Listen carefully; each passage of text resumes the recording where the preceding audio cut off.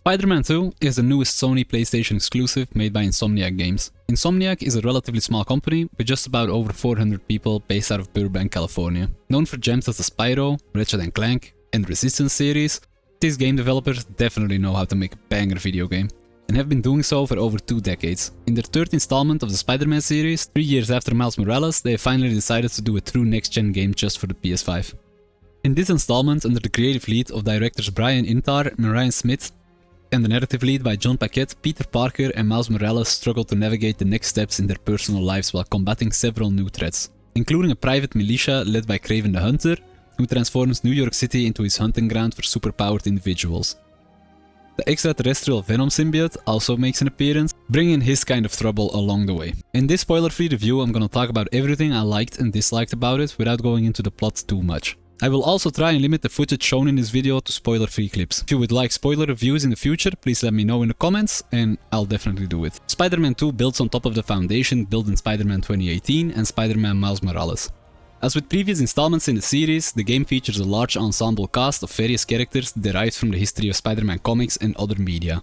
The game follows Peter Parker, voiced by Yuri Lowenthal, and Miles Morales, voiced by Najee Jeter, about 10 months after the events in Miles Morales.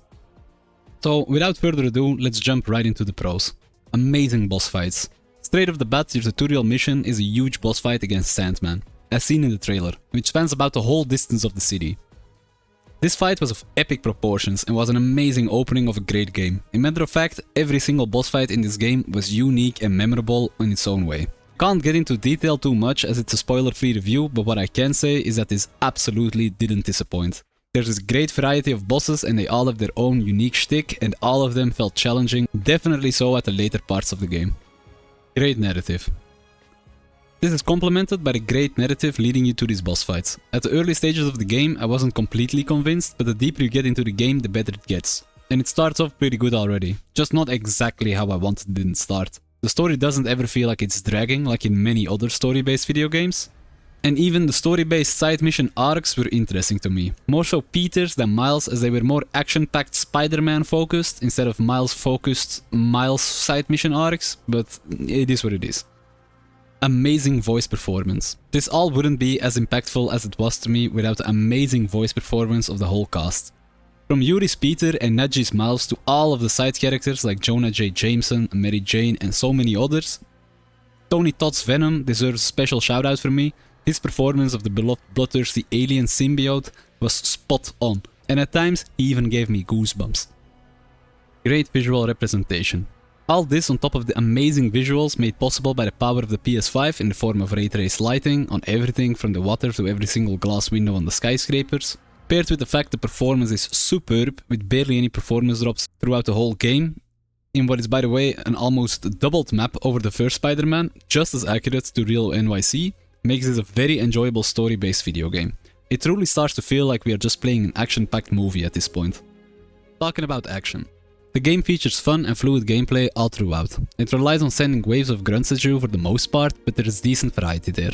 From flying enemies to brutes to enemies that can suppress abilities, normal grunts that come in a variety of forms between the different villain clans, it definitely didn't become boring. The combat is very snappy and responsive, and my main issue of the first Spider-Man, hitting some normal guy for way too long, making it feel like Spider-Man hits with pillow hands, is more or less solved. This is mainly because of the new abilities you get access to on both Peter and Miles. With about more or less 8 new abilities on both, and 4 gadgets they share, the combat is similar but different from the other 2 installments. You do engage like you used to, but now you punch and dodge more so to charge your abilities and make those do the damage compared to those punches being the main DPS. This results in faster combat encounters that don't drag out as much on top of just cooler moments in general. You unlock most of these abilities or at least upgrade them in the skill tree, which I found to be very interesting. You have a shared skill tree for both Spider-Man and 1 each respectively for each of them as well. On top of combat applications, in these skill trees you can also unlock stuff for traversal, like for example a quicker turn around buildings. Traversal. One of the main selling points is the traversal. The swinging is of course present and feels great. In my opinion, it's a little bit too handholdy on the default setting, but you can tune the web-swinging assist from 0 to 10 in which you'll find your personal balance. The web-swinging is now way faster than it was on the PS4 and it feels amazing. On top of this we get a new addition in the web wings, a glide function that is added to the spider suit. At first I wasn't sold on this, but after a short bit of using it I was hooked on gliding all over NYC. It's a great addition, and if you mix these two ways of traversal, it's truly the most fun I've had in any game going from point A to point B. You can upgrade speeds and glide distances and all that in an outfit upgrade screen, which will make it feel even better, alongside health, damage and focus upgrades loose from the skill tree. As a last little point, I wanted to say that I really like the interaction between the game and the PS5 controller. The adaptive triggers are used very well in my opinion when web swinging, the haptic feedback by vibrating, and the touchpad is used in multiple ways when you swipe it.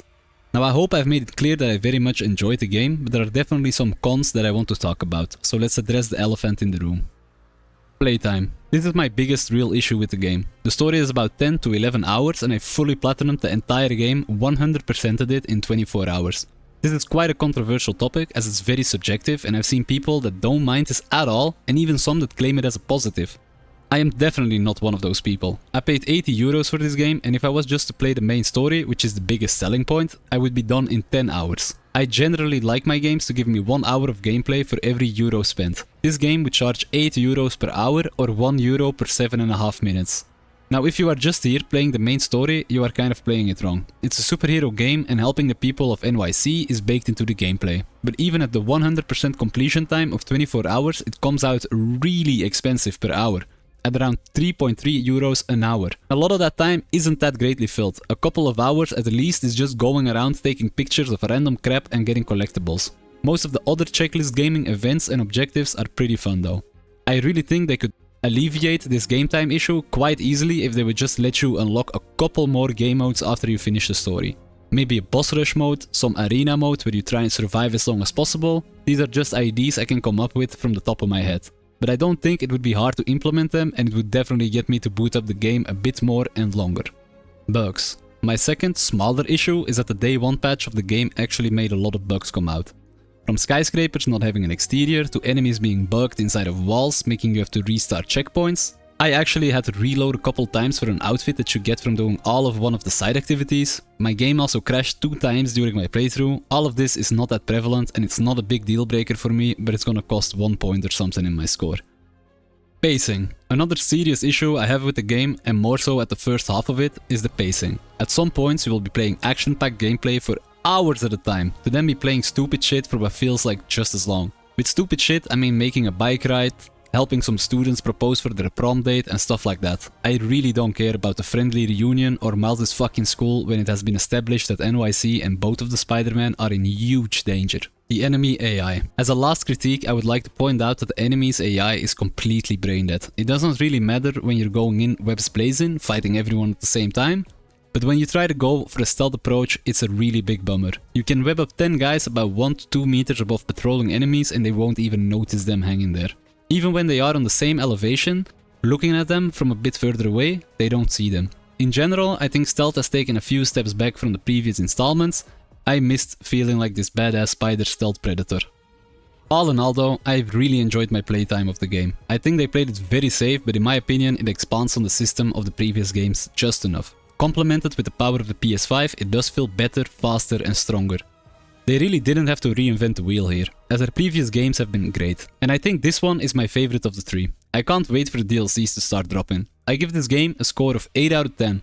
As I mentioned before, the game length, the bugs and these other small issues make this seem a fair score.